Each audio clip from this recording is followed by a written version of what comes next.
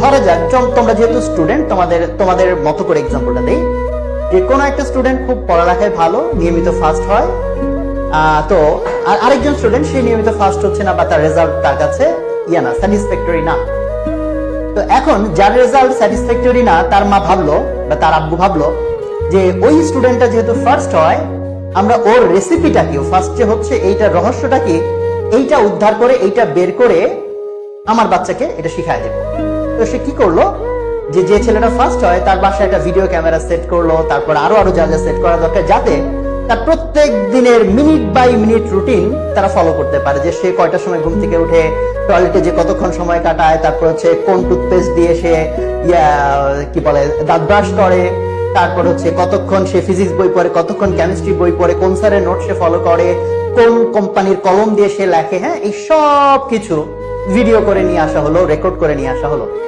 এবং এগুলো সব কিন্তু ভিজিবল, তাই না, যে সে কোন বইটা পড়ছে, কোন কলম দিয়ে লিখছে, কোন নোটটা ফলো করছে। এবং এই সবকিছু রেকর্ড করে এনে যদি ধরা যাক যে তুমি হচ্ছে সেই স্টুডেন্টটা যার বাবা মা চাচ্ছে তুমিও ভালো রেজাল্ট করো, মানে তুমি এখনো ভালো রেজাল্ট করছো না, সো যদি এসে তোমাকে সেই রেকর্ডটা দেয়, তাহলে প্রশ্ন হচ্ছে আমার, এই রেকর্ডটা পাওয়ার পর তুমিও কি ওই স্টুডেন্টের মতো এরকম ফার্স্ট ক্লাস কিছু একটা হয়ে যাবে কিনা? অ্যান্সার তোমরা কমেন্টে লিখতে পারো যে অ্যান্সারটা কি। অ্যান্সারটা হচ্ছে অবভিয়াসলি নো। ইয়েসও হতে পারে, বাট মোস্ট প্রবাবলি অ্যান্সারটা হচ্ছে নো।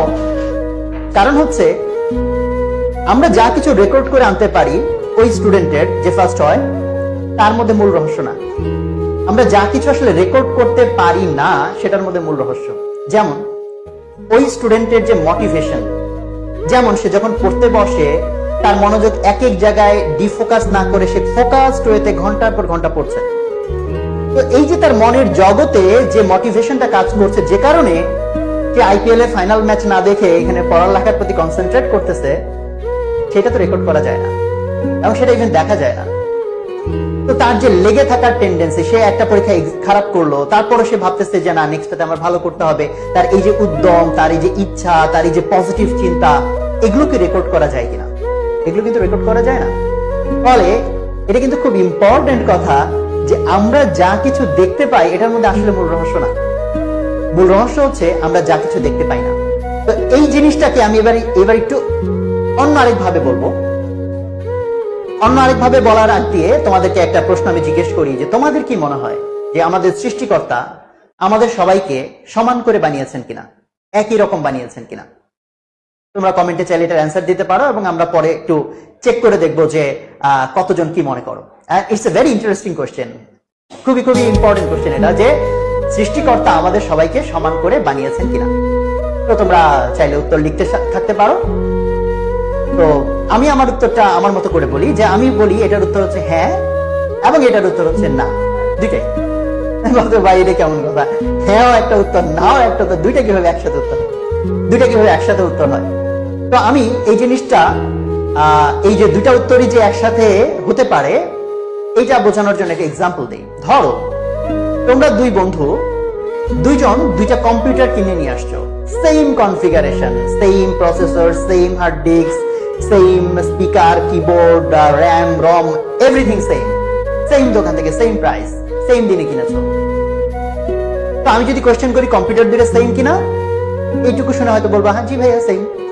ওয়েল, এখন এই দুইজনের একজন তার কম্পিউটারে উইন্ডোজ থেকে শুরু করে যত নেসেসারি সফটওয়্যার আছে তার কাজের জন্য যেগুলো লাগবে, ফর এক্সাম্পল তার নোট লেখার সফটওয়্যার, তার পাওয়ার পয়েন্ট প্রেজেন্টেশন বানানোর সফটওয়্যার, হিসাব করার সফটওয়্যার, ডিজাইন করার সফটওয়্যার, অঙ্ক করার সফটওয়্যার, সিমুলেট করার সফটওয়্যার, গান শোনার সফটওয়্যার, মুভি দেখার সফটওয়্যার, এই সব সফটওয়্যার সে ইনস্টল করেছে। আর আরেকজন হচ্ছে তার কম্পিউটার কিনে এনে কিছু ইনস্টল করে নাই, কোনো সফটওয়্যার তো নাই, ইভেন উইন্ডোজ ইনস্টল করে নাই, অপারেটিং সিস্টেমও ইনস্টল করে নাই। এখন আমি যদি জিজ্ঞেস করি এই দুইটা কম্পিউটার থেকে সেম আউটপুট পাওয়া যাবে কিনা, অ্যান্সার হচ্ছে নো, অবভিয়াসলি নো। কারণ একজনের কম্পিউটারে যেখানে নেসেসারি সব সফটওয়্যার ইউজ করা হয়েছে, সেই কম্পিউটার দিয়ে মানে অসাধারণ সব কাজ করা যাবে, মানে অজস্র রকম কাজ করা যাবে, তার আউটপুট অসম্ভব রকম বেশি। আর আরেকটা কম্পিউটার যেটার মধ্যে ইভেন তুমি ইনস্টল করো নাই, অপারেটিং সিস্টেম ইনস্টল করো নাই, সেটাতে কি করা যাবে? কাজের কাজ কিছুই করা যাবে না, এইটুকু করা যাবে যদি মারামারি লাগে, তাহলে ওই কম্পিউটারটা উঠাই নিয়ে ঢিল মারা যাবে আর কি, এইটুকু করা যাবে।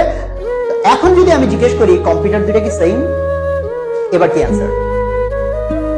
এবার কিন্তু অ্যান্সার হচ্ছে না, কম্পিউটার দুইটা সেম না। একটা থেকে আমরা অনেক রকম কাজ করতে পারি, আরেকটা দিয়ে কিছুই করতে পারি না। তো এই এক্সাম্পলটা যদি তুমি বুঝে থাকো, তাহলে আমি এটার একটু ভিতরে আবার ঢুকি। এই সেম এক্সাম্পল কিন্তু তুমি যদি বুঝতে সমস্যা, তুমি মোবাইল দিয়ে চিন্তা করো। দুইজন ফ্রেন্ড সেম কোম্পানির সেম মডেলের দুইটা মোবাইল কিনেছে। একজন একটা মোবাইলের মধ্যে তার বিভিন্ন রকম অ্যাপ ইনস্টল করেছে, আরেকজন ওইটার মধ্যে অলমোস্ট কোনো অ্যাপ ইনস্টল করে নাই। তাহলে আমি যদি আবার কোশ্চেন করি মোবাইল দুটো কি সেম, তাহলে কি অ্যান্সার হবে? একদিক থেকে সেম, হ্যাঁ সেম মডেলের সেম কোম্পানির সেম দাম দিয়ে কেনা মোবাইল, আরেক দিক থেকে মোবাইল দুটো সেম না, বিকজ একটা থেকে যে আউটপুট পাওয়া যাবে, যা যা করা যাবে, আরেকটা দিয়ে সেই কাজগুলো করা যাবে না। তাহলে এইটুকু যদি আমরা বুঝে থাকি, তাহলে আমরা দুইটা টার্মের সাথে চলো আজকে পরিচিত হই। যে টার্ম যেটা তোমাদের জানা, একটা হচ্ছে হার্ডওয়্যার আর একটা হচ্ছে সফটওয়্যার। Hardware, software. তো আমরা ওই যে অরিজিনাল কোশ্চেন যেটা কম্পিউটার দুটো কি সেম, অ্যান্সার হচ্ছে ইয়েস এবং অ্যান্সার হচ্ছে নো, দুইটাই। কিভাবে? কম্পিউটার দুইটার হার্ডওয়্যার সেম, ইয়েস। তাহলে কম্পিউটারটা সেম কোন দিক থেকে চিন্তা করলে? হার্ডওয়্যারের দিক থেকে চিন্তা করলে। আবার যদি বলি কম্পিউটার দুটো কি সেম, আউটপুটের জায়গা থেকে যা কিছু করা যায় সেটার জায়গা থেকে, অ্যান্সার হচ্ছে নো। কম্পিউটার দুটো সেম না, একটা দিয়ে অনেক কিছু করা যায়, আরেকটা দিয়ে প্রায় কিছুই করা যায় না। বা মোবাইল দুটো কি সেম, সেম, সিমিলার অ্যান্সার, যে হার্ডওয়্যার সেম, সফটওয়্যার সেম না। ফলে দেখো এই যে ডিফারেন্সটা তৈরি হয়েছে হার্ডওয়্যার এবং সফটওয়্যার, এই যে দুইটা জিনিস, হার্ডওয়্যার সেম অথচ এই দুইটা কম্পিউটার বা মোবাইলের আউটপুট আলাদা। আউটপুটটা কেন আলাদা? হার্ডওয়্যার সেম হওয়া সত্ত্বেও আউটপুট কেন আলাদা? কেন আলাদা বল? সফটওয়্যারের জন্য, বিকজ সফটওয়্যার ডিফারেন্ট। যে পরিমাণ সফটওয়্যার দুইটার মধ্যে ইনস্টল করা হয়েছে তারা ডিফারেন্ট, দ্যাটস ওয়াই আউটপুট আলাদা। তো আমরা যদি এই এক্সাম্পলটা বুঝে থাকি, তাহলে এবার আসি মানুষ, আমাদেরকে নিয়ে। সৃষ্টিকর্তা আমাদের সবাইকে সমান বানিয়েছেন কিনা? আমি অ্যান্সার কি বলেছিলাম একটু আগে? আমি বলেছিলাম অ্যান্সারটা হচ্ছে একই সাথে ইয়েস এবং অ্যান্সারটা হচ্ছে একই সাথে নো। কিভাবে? আমি জিনিসটাকে এভাবে বলি যে হার্ডওয়্যারের জায়গা থেকে সৃষ্টিকর্তা মানুষকে অলমোস্ট সবাইকে সিমিলার বানিয়েছেন, প্রায় সমান বানিয়েছেন। বাট মানুষে মানুষে রাত দিন ডিফারেন্স, তাই না? কেউ এভারেস্টে উঠে যাচ্ছে, কেউ একতলা সিঁড়ির উপর উঠেই তার হাত পা কাঁপে, তাই না? কেউ হচ্ছে বিশাল কোম্পানি বানাই ফেলতেছে, আরেকজন সেই কোম্পানিতে চাকরি করার মতো যোগ্যতা তৈরি করতে পারতেছে না। কোন একজন মানুষ লাখো মানুষের জীবন বাঁচাচ্ছে, আরেকজন নিজের জীবন নিয়েই পেরেশান, নিজেরটাকে ঠিক রাখতে পারছে না, তাই না? সো মানুষের মানুষের তো huge huge huge huge difference. তাহলে মনে হতেই পারে সৃষ্টিকর্তা মেবি আমাদেরকে আলাদা করে বানিয়েছেন। বাট আমার অ্যান্সার হচ্ছে সৃষ্টিকর্তা আমাদেরকে হার্ডওয়্যারের জায়গা থেকে যদি চিন্তা করি, এই যে আমাদের বডি, এই যে আমাদের যে সত্তাটা, আমাদের এন্টিটিটা, এই জায়গা থেকে যদি চিন্তা করি, আমাদের সবাইকে একই রকম করে বানিয়েছেন। যেমন প্রমাণ কি? প্রমাণ হচ্ছে আগে একটু বাহ্যিক ভাবে চিন্তা করি। দেখো মোস্ট অফ আস, দুই একটা এক্সাম্পল এক্সেপশন বাদ দিলে, আমাদের সবার একটা করে মাথা, দুইটা করে চোখ, দুইটা হাত, দুইটা পা, তাই না? তারপর হচ্ছে হার্ট, ফুসফুস, কিডনি, অল দ্য সেম। হতে পারে কারো হয়তো চোখ দুটো একটু বড়, কারো দুটো একটু ছোট, একটু একটু হাতটা কারো একটু লম্বা, কারো একটু খাটো। সো সেটা নিয়ে তো অ্যাকচুয়ালি মানুষের যে অ্যাচিভমেন্ট, সাকসেস, সেটার উপর তো এটার খুব একটা ডিপেন্ডেন্সি নাই। বাট মানুষ যেটা বলতে পারে যে ভাইয়া ঠিক আছে হাত পা এগুলো না হয় সেম বুঝলাম, বাট আসল জিনিস হচ্ছে এইটা, মাথা মাথা মাথা। আল্লাহ কাউকে অনেক ব্রেন দিচ্ছেন, কাউকে দেন নাই। সো আবার আসো বায়োলজিক্যাল জায়গা থেকে, ভুল হলে রেকটিফাই করে দিও। তো আমার জানা মতে হচ্ছে মানুষের ব্রেইনে যে মূল যে কোষটা, ইউনিট সেল, আমরা কি বলি ওটাকে? নিউরন। আমরা বলি সেটাকে নিউরন। সো মানুষের ব্রেইনে কতগুলো নিউরন আছে? মানুষের ব্রেইনে কতগুলো নিউরন আছে? অ্যাপ্রক্সিমেট করলে প্রায় 100 billion neuron. 100 billion neuron. 100 billion মানে বাংলাতে যদি আমরা বলি তাহলে হচ্ছে কত? 10,000 কোটি। 10,000 কোটি নিউরন আছে। কোথায় আছে? কার মাথায় আছে? সো 10,000 কোটি নিউরন, একটা দুইটা নয় কিন্তু। খেয়াল করো 10,000 কোটি মানে কত বড় সংখ্যা। 1 কোটি, 2 কোটি, 3 কোটি, এরকম করতে করতে করতে করতে 100 কোটি, 100 কোটি, 200 কোটি, এরকম করতে করতে 1000 কোটি, 1000 কোটি, 2000 কোটি, 3000 কোটি, এরকম করতে করতে 10,000 কোটি। 10,000 কোটি নিউরন আছে মানুষের মাথায়। কার মাথায়? আইনস্টাইনের মাথায়, আমার মাথায়, না তোমার মাথায়? সবার মাথায়। সবার মাথায় 10,000 কোটি নিউরন আছে। সো আমাদের ব্রেইনের ক্যাপাসিটি হার্ডওয়্যারের জায়গা থেকে যদি চিন্তা করি, এই বডিটাকে যদি আমরা বলি হার্ডওয়্যার, তাহলে হার্ডওয়্যারের জায়গা থেকে চিন্তা করে we are all the same.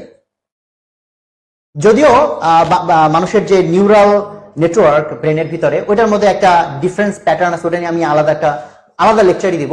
মানুষের ন্যাচারাল প্রেফারেন্সের মধ্যে ডিফারেন্স থাকে, সেটা আলাদা বিষয়। বাট আমি যেভাবে জিনিসটাকে দেখি সেটা হচ্ছে হার্ডওয়্যারের জায়গা থেকে আমরা অলমোস্ট সবাই সেম। ডিফারেন্স কোথায়? ডিফারেন্স হচ্ছে সফটওয়্যারে। সফটওয়্যার কোনটা? আমি যদি জিজ্ঞেস করি মানুষের সবচেয়ে গুরুত্বপূর্ণ জিনিস কোনটা, তার এই যে ওভারঅল যে মানুষটা, তার সবচেয়ে গুরুত্বপূর্ণ জিনিস কোনটা? বেস্ট অফ ইউ হয়তো বলবা যে মানুষের ব্রেইন সবচেয়ে গুরুত্বপূর্ণ। হ্যাঁ, একদিক থেকে ঠিক, হার্ডওয়্যারের জায়গা থেকে যদি চিন্তা করি। হ্যাঁ, তবে সবচেয়ে গুরুত্বপূর্ণ কোনটা বলাটা ডিফিকাল্ট। হার্ড সবই তো আসলে গুরুত্বপূর্ণ, বাট মানুষের সাকসেসের পেছনে, মানুষের বড় হওয়ার পেছনে, বিশাল কিছু করার পেছনে একটা মোস্ট অফ দা কেস সবচেয়ে বড় ভূমিকা হিসেবে আমরা কোনটাকে ধরি? ব্রেইনকে ধরি। তো ব্রেইন হচ্ছে কিন্তু একটা হার্ডওয়্যার, যেটা হচ্ছে নিউরন দিয়ে গঠিত, তাই না? একটা মগজটা যেটা হার্ডওয়্যার। আর এই হার্ডওয়্যারের ভিতরে আমরা যে সফটওয়্যারটা রান করি সেটার নাম হচ্ছে মাইন্ড, মন হচ্ছে সফটওয়্যার। তো ব্রেইন কিন্তু ধরা যায় না, সে মাথা ধরা যায়, তাই না? খুলি ভেঙে তার ভিতর থেকে মগজ বের করা যাবে, নিউরনকে মাইক্রোস্কোপের নিচে নিয়ে দেখা যাবে, তাই না? ধরা যাবে, ছোঁয়া যাবে। বাট মাইন্ড, মন কোথায় থাকে? মন কোথায় থাকে? হ্যাঁ, মন জিনিসটা কি? মোস্ট পাওয়ারফুল হচ্ছে মানুষের মন। তো সেই মন কোথায় থাকে? মন জিনিসটা কি? তো আমি এখন সংক্ষেপে এইটুকু বলবো, মন হচ্ছে, আমি যেভাবে ডিফাইন করি সেটা হচ্ছে, মন হচ্ছে সফটওয়্যার। সো এখন আমি এই যে শুরুতে বললাম, যা কিছু দেখা যায় তার মধ্যে আসল রহস্য না, যা কিছু দেখা যায় না তার মধ্যে আসল রহস্য। মনকে দেখা যায়, মনকে ধরা যায়, মনকে ছোঁয়া যায় না, বাট এটার মধ্যে আসল রহস্য, মনের মধ্যে আসল রহস্য। তো আমরা এখন বোঝার চেষ্টা করব মানুষের যে ডিফারেন্সটা হয়। মানে আমি যে এত থিওরিটিক্যাল কথা বলছি কেন? কারণ তোমাকে এই জিনিসটা বোঝানোর জন্য যে এই যে তোমরা আজকে হাজার স্টুডেন্ট বাংলাদেশের একসাথে তোমরা ভর্তি পরীক্ষা দিবা, এটার মধ্যে কেউ অনেক ব্রিলিয়ান্ট পারফর্ম করবা, কেউ হয়তো আশানুরূপ রেজাল্ট করবা। এই ডিফারেন্সটা আসলে কোত্থেকে হবে, এই জিনিসটা আগে বোঝা দরকার। আর এই জিনিসটা বুঝলে তুমি নিজেকে কিভাবে প্রিপেয়ার করবা সেই গেম প্ল্যানটা তুমি দাঁড় করাতে পারবা। ঠিক আছে? এই জন্য এত আমি ভূমিকা দিচ্ছি। তো যেটা বলছিলাম যে আমরা যখন জন্ম নিই, আমরা এখন দেখি যে আমাদের ডিফারেন্সটা কোত্থেকে কিভাবে হচ্ছে। আমরা যখন জন্ম নিই তখন আমাদের তো ব্রেইন ছিল, জন্ম থেকেই ছিল, বাট আমাদের যে মাইন্ড, যেটার ভিতরে আমরা সফটওয়্যারগুলো ইনস্টল করি, তাহলে একটু ক্লিয়ার করে নিই যে সফটওয়্যার জিনিসটা কি। যেমন ধরা যাক যে আমি বাংলা ভাষায় কথা বলতে পারি। প্রশ্ন হচ্ছে জন্মের সময় কি পারতাম? অ্যান্সার হচ্ছে না। তাহলে আমি যে বাংলা ভাষায় কথা বলতে পারি, এটা হচ্ছে বাংলা ভাষায় কথা বলার একটা সফটওয়্যার আমার ব্রেনের ভিতর আমি ইনস্টল করেছি।